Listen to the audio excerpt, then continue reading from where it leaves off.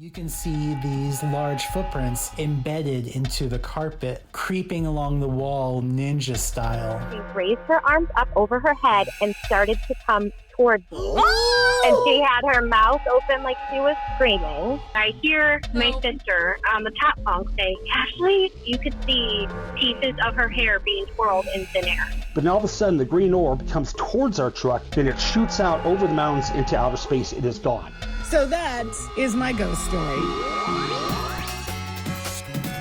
Hi, and welcome to Haunted AF, the podcast of real ghost stories told by real people. We are your hosts.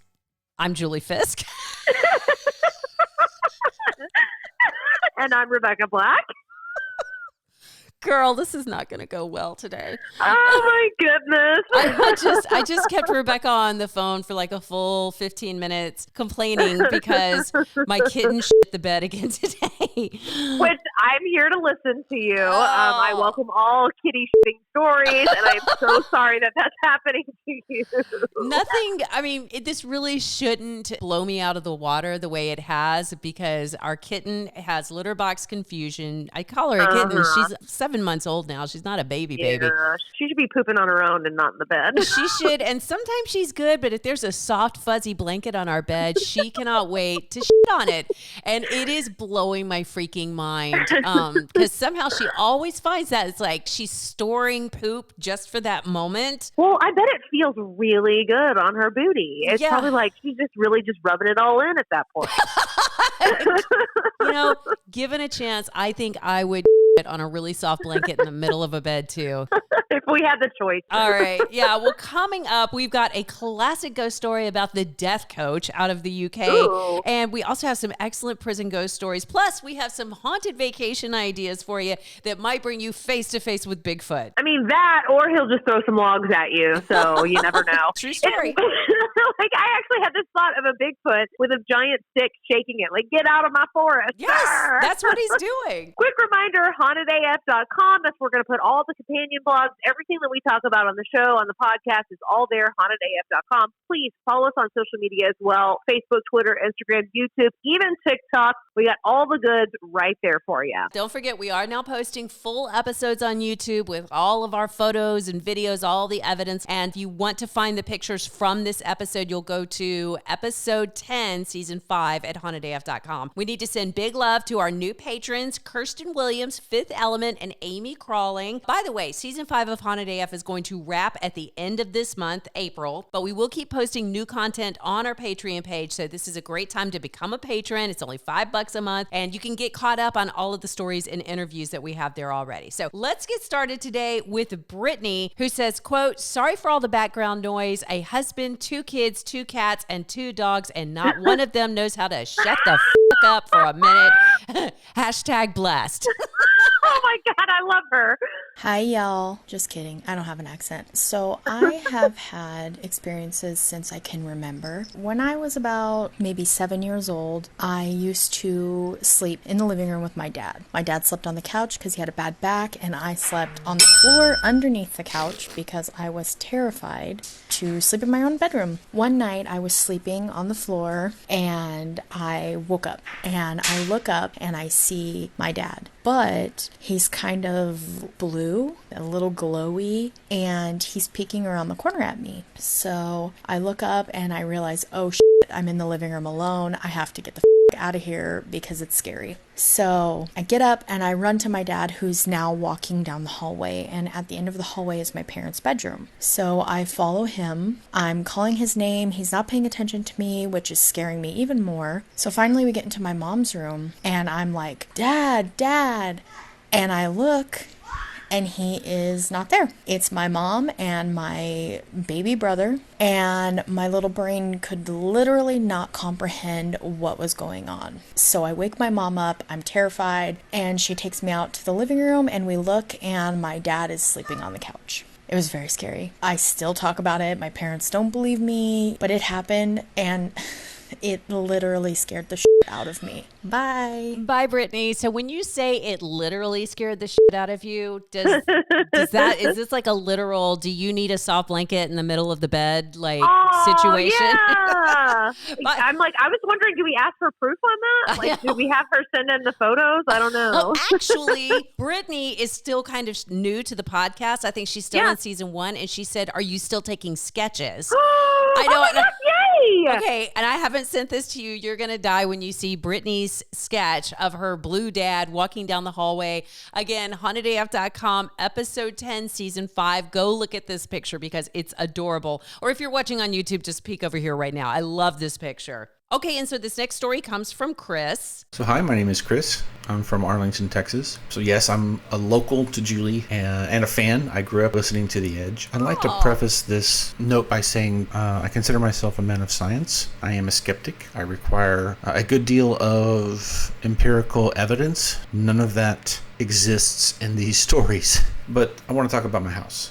The house I grew up in was definitely inhabited by someone that my family knew before I was born. My godfather built the house in the 60s when he was still married to his first wife. That woman was a very kind person from my understanding, and she passed away. And of course, he didn't want to stay there, so they sold the house, and they sold it to a young married couple who happened to be my parents. And from that day on, my parents had all kinds of issues in the house. I won't say issues that they were negative. They were never negative experiences. Things would move, lights would turn on and off. The drawers in the kitchen and the cabinets in the kitchen, the drawers would open, and sometimes still do 40 years later. Both my sister, I have a younger sister, and I would experience lights turning on. We would hear our names consistently. We just grew to know this person as a caretaker. Years later, my wife and I have to stay there for an extended period of time as we're house hunting. It was like returning to my childhood. There were times where I would feel a hand on my back. I would feel somebody sit down next to me if I was taking a nap in the middle of the day. And the dogs would consistently talk to things that were never there. They would moan and whimper and groan, doggy noises that dogs make when they're interested. They just sit there and talk to the chair or talk to the corner. You can easily request things of this person. You can say, hey, I need to sleep tonight. Can you cut it out for just tonight? Or, hey, we're going to do the following things in the house. Don't be upset. We're not trying to tear down the house. But I spent a good majority of my life in that house, 20 years or so. And I never got the feeling of fright. I never got the feeling of fear or intimidation. Sometimes things would happen and it'd startle you, but that was never the intent.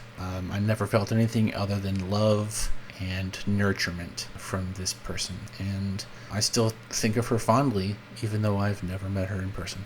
All right, well, that's my story. Thanks a lot for having me. Thank you, Chris. And I wonder how far they've ever pushed this if you can ask for things situation. I was wondering the same thing because I would be like putting all kinds of crap out, be like, move this, move that, move some furniture maybe. Yeah. Or if something was missing, it'd be like, can you help me find this? Will you make me some French toast in the morning? And by the way, Chris did not send that in. I think it's his wife, Miriam, I believe, who set him down and recorded it. So if you have that one friend or spouse and you're like, oh, they've got the best story, sit their ass down and tape it for them because we need those stories. Give them the email address again real quick. hauntedafpodcast@gmail.com. Again, that's hauntedafpodcast@gmail.com. Oh, and speaking of which, it looks like we are giving people ghosts again, but this one a little bit indirectly. It's coming from Destiny. Hi, ladies. My name is Destiny. I absolutely love your podcast. I'm actually a little bit nervous about sending this in. I'm not very good at telling stories.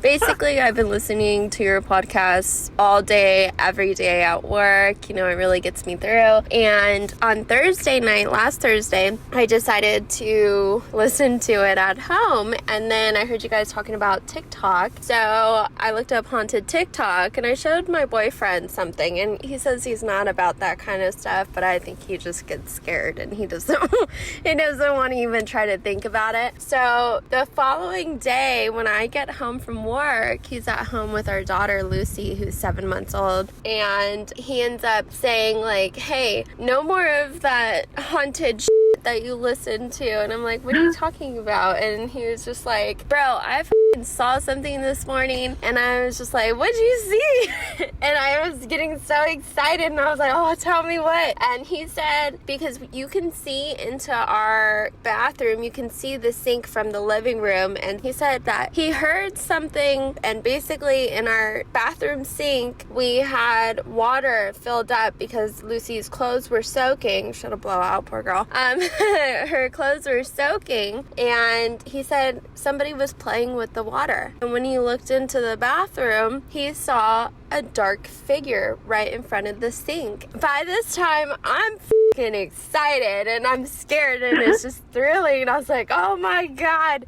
And then he was just like, no more of that shit. I'm serious, because now you're starting to bring things home with you. So don't worry. I listened to you guys all day today, and I will continue to do so, just maybe not at home. Keep doing what you guys are doing. Absolutely love it. Take care. Thank you, Destiny. And honestly, I think the boyfriend needs to calm down, because it sounds like this ghost was helping them clean up Lucy's clothes in the sink. I know. And can I just point out that this is the poopiest episode I think we've ever had.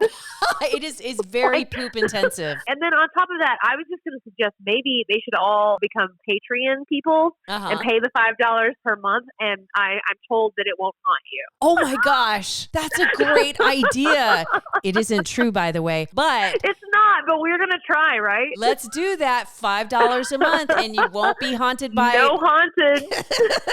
Again, that's a lie, but it's an excellent idea, Rebecca. Speaking of haunted TikToks, did you see the video? Because people send it to us on TikTok, on Instagram, of the woman filming her son in the bathroom, Trevor, and Trevor is talking to something in the ceiling fan. Oh. Trevor is actually like, okay, good night. Nope. And the mom's all freaked out. She's like, he's been blowing kisses to that thing. I don't know what's going on. And she even says, Trevor, there's nobody up there. And he looks at her like, Mom. And you see that look on his face like, oh shit, nobody believes me. It's not the ceiling fan. It's like the fart fan in the bathroom. Yeah. and they must be sweet, because Trevor is definitely not scared of them. Well, that's good. I'm glad to hear that he's not like, I don't want him to develop a complex. Yes. So our next story actually comes from Nick, who says, hello, I just heard the last episode where your guest mentioned coat rack man, the dark figure that peeped in and out. Now that's the story from Brennan of the Ghost Story guys. Right. Nick went on to say that brought up the memory that he had suppressed as a child. Ooh. My whole family lived in government housing projects back in the 80s, and we were at my grandmother's duplex when I saw it. Ooh. I was asleep on the living room sofa when my brother and cousin left to get some toys. This was bad because apparently they were supposed to watch me while my grandmother ran to the store. I woke up to a noise, but when I called out, no one answered. Instead, a shadow head peeked around the corner at me. I jumped up from the sofa, scared shitless, and ran. But somehow, the shadow thing was slowly moving towards me.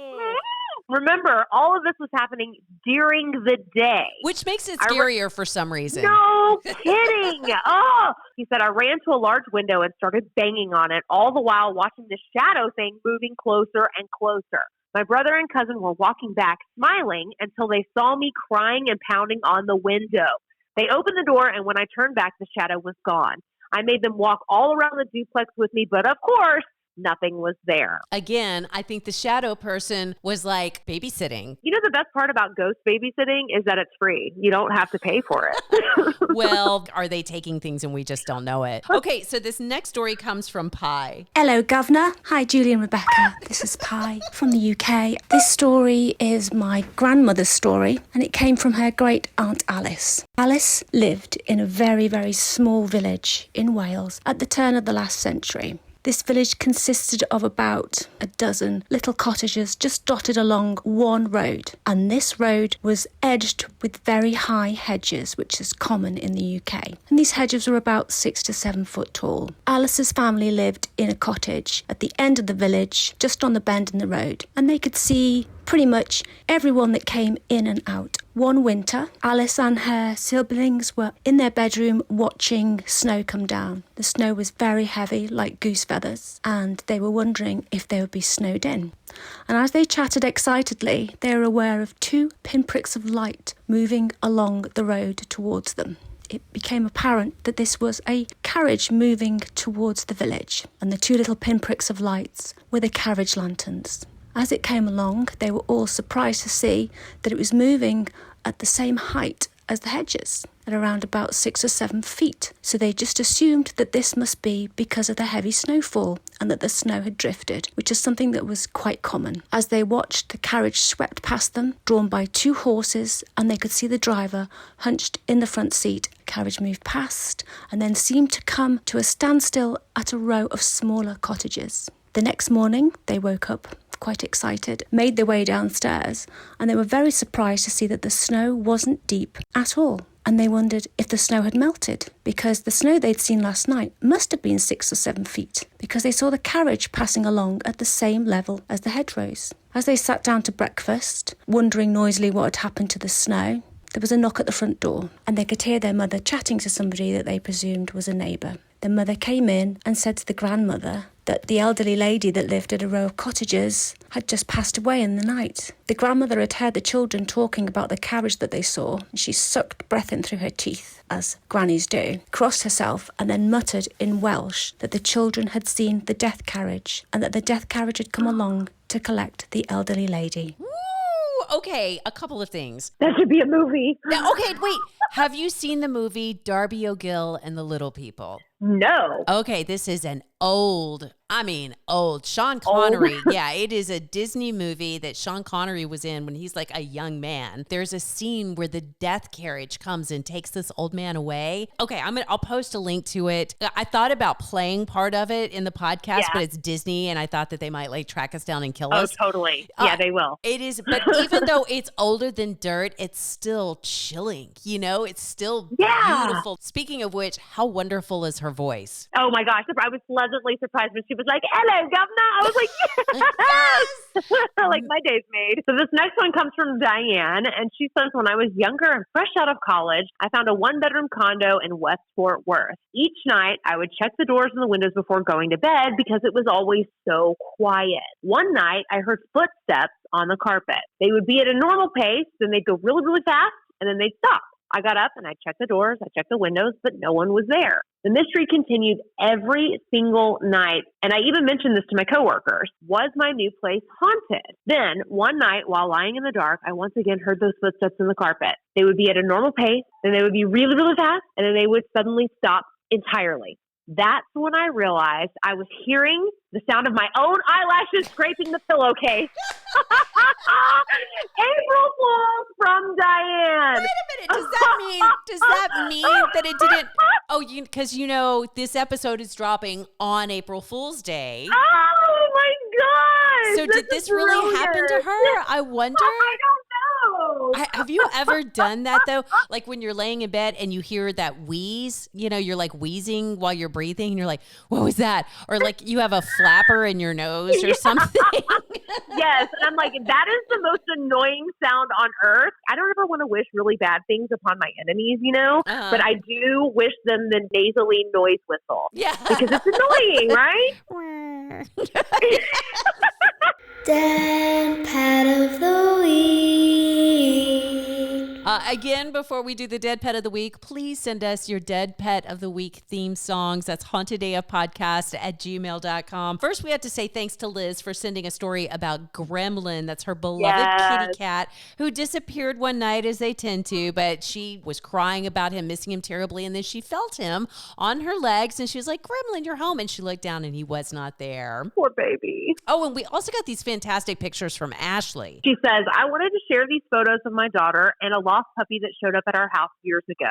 I could never figure out what the light anomaly was in the picture. My father-in-law had passed from prostate cancer a few months before this, and we had all been trying to cope with it. She found this puppy wandering on our 5 acres right around the time we brought home my father-in-law's ashes. I've always wondered if it was him showing his love from the beyond. Oh my God. Go to hauntedaf.com right now, episode 10, season 5. You can see all those pictures that Ashley sent us. Yeah, it's really wild because she says she took the first 2 photos and it's of her daughter and this little dog. They named it Clover. Mm-hmm. And Clover's like laying on her daughter. And there are these 2 really strange, just light anomalies kind of lying across her daughter as well. She noticed the light night and then was trying to recreate it, and she couldn't get it to do that. So also, we need to send some love to Bruce Faulkner, who is all recovered from his heart attack. You know, he was ill over the holidays, and his daughter just got married. So congratulations, Bruce. But he did find time to send us this Bigfoot story from mysteriousuniverse.org. The article talks about Bigfoot sightings at Sam Houston National Forest, which is about 50 miles outside of Houston, so not too far from us. They've got great camping and boating there, but people have reported seeing that big hairy something we talk about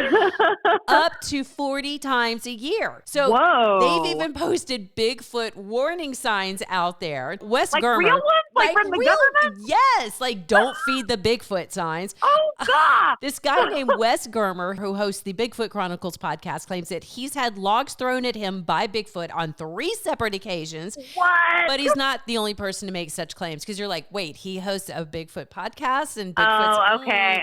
Convenient. Right. Well, then there's this other guy named Mike Christian who doesn't host a Bigfoot podcast. He claims that he was followed by Bigfoot while hiking the Lone Star Trail in 1965. So now, this is a wild story. He says he's trying to get away from this animal that's like stalking him. So he's kind of running, and then all of a sudden comes around a corner, and here's this 8-foot tall Bigfoot with his chest all puffed up. So Mike just passes out. He freaks out. He passes out, which is a horrible idea. Don't do that. For real. He wakes up like hours later. He's miles from where he blacked out at, and he's covered in like bruises. He's all wet and everything. So he thinks that this Bigfoot like dragged him somewhere, and he has no idea why. But that's crazy. Right. And if that sounds like your kind of fun, then go to hauntedafpodcast.com and we'll give you all the details about camping at Sam Houston Park. When are we going? I don't know. You don't want to get drugged by Bigfoot? Come on. No, I do. I just don't like camping. You know how you love the probing dreams about aliens and such? I don't love them. I have them occasionally. I'm sorry. You don't love them. You just happen to have them. I'm like, what if Bigfoot is like probing? Oh. All right, let's just move on to our next story.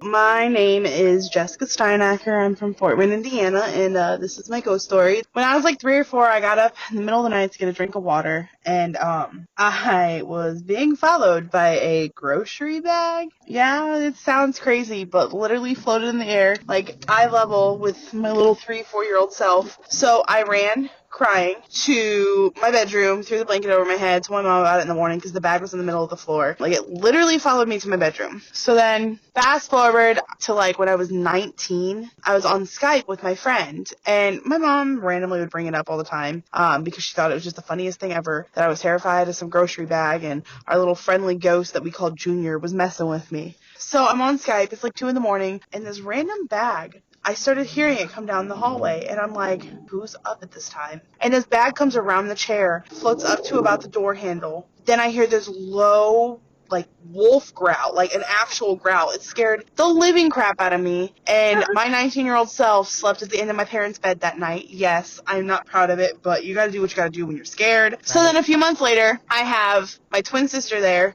and we're talking about it, because my sister thinks that I'm crazy, and it didn't happen, all of this stuff. So we had just finished talking about it. We were, like, paranoid. We were looking all around us, making sure there was no grocery bag in sight, because we were scared. And we heard a bag coming down the hallway, and we didn't see it until it came out from behind the recliner that my best friend was sitting in. And it went over to the door, and it blew up just past the door handle this time. Yeah, so we blessed the house, and I very, very paranoid about grocery bags in my house.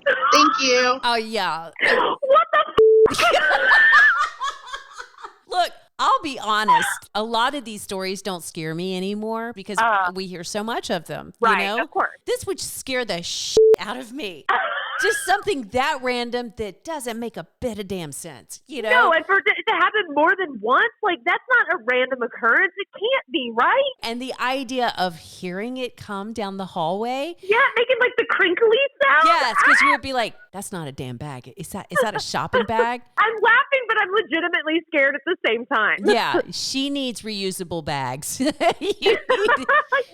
Okay, so this last story comes from Leanne, and she says, I used to work in a county jail, and while working nights, I had tons of encounters. There were 7 different areas of this jail, and all of them were haunted. So let me just try to set the scene. My partner and I were in the control room, and from there, we could see into all the units because the entire wall was a one-way window.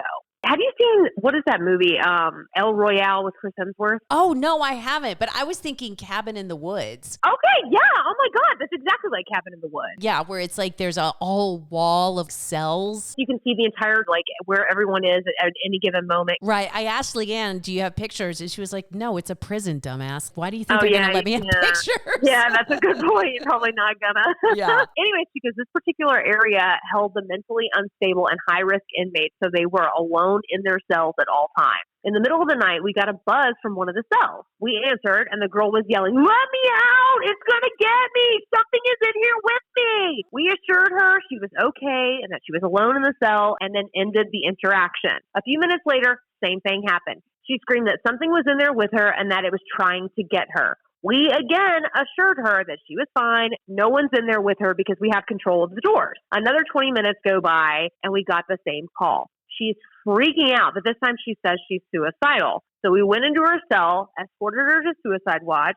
So now the cell is empty, right? Right. Another hour goes by and the buzzer for that cell goes off again. We answer it, not even thinking, and that's when it clicks. No one is in that cell. So how did the buzzer go off? Oh, that poor girl. I know. Oh, how smart is she, though? She's like, if I say that I'm feeling suicidal, they'll have to get me out of here. Right, but I'm like, what in the frick had a hold of her? Oh, my God. Like, I just imagine her fighting with this entity or something. Okay. Woo. So Leanne goes on to say so much more stuff has happened in that area. Someone was floating around in the visiting room. Oh my God. She goes, my partner had someone whisper in her ear one time. Something got slammed against our window once when everything was locked down. Oh my God. That means all the jail cells were like shut down. We've had a prison story like that before. Same thing where they were up in a tower. Everything was closed down and they said there was a loud pound on the window like somebody had hit it and there was nobody there. Ooh. Oh my goodness. That's terrifying. She said it was constant. She goes, I came to the conclusion that the jail has so much evil and depression inside of it. How can it not be haunted? Again, that's from Leanne. Oh God, Leanne, tell us more. hauntedafpodcast@gmail.com. Yeah. Please send us your stories. We like them written. We want them recorded. Audio, video, hauntedafpodcast@gmail.com. So coming up next week, we're going to talk to the U.S. Ghost Adventure people about some haunted vacations that you can take all over the world. And, you know, it's one thing to see those creepy shadow figures watching you, but what do you do if you see one and it's smiling at you? No. Well, that's what happened to Denise, and she's going to tell us all about it on the next Haunted AF. And don't forget to subscribe to Haunted AF on Apple Podcasts, Spotify, Stitcher, wherever you listen to podcasts. Please follow us on Facebook, Twitter, Instagram, YouTube, and of course, TikTok. You can even contact us directly through our website, hauntedaf.com. Gotta say thanks to Andrew Mamaliga and Travis Vance for the Haunted AF theme song, and to On Air Media for titles and technical support. Also, big thanks to all of the Haunted AF Patreon supporters. Most of all, we have to thank you for listening and for sharing your stories with us. By the way, Julie, if I die first, I'm coming back to haunt you. Oh, I'll come back to haunt you too, Rebecca.